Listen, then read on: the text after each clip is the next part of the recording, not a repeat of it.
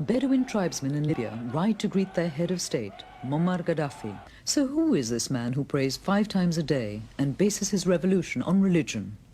He's accused of supporting terrorist groups from all over the world and cites verses from the Quran to justify his state decisions.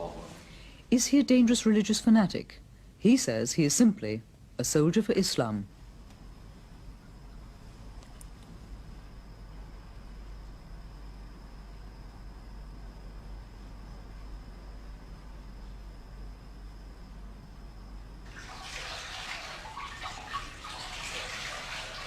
Like all good Muslims, Gaddafi's day starts at dawn with prayer. Here he performs the ritual ablutions which symbolize a spiritual cleansing before he can talk with his God. He's a fervent believer in Islam and religiously follows the moral code of the Quran, Islam's holy book.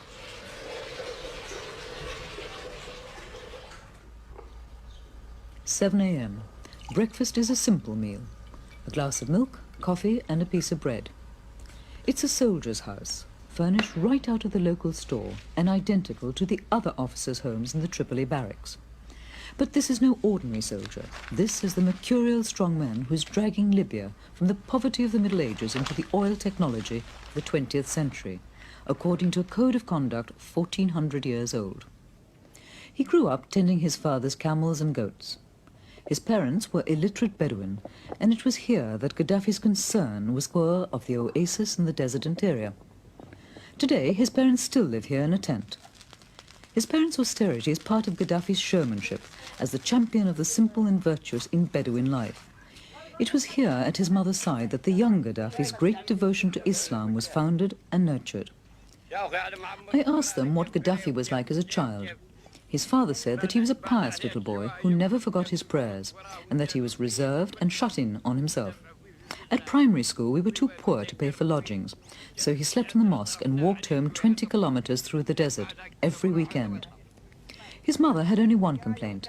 Her son insists that they remain in their tent until every Libyan is properly housed.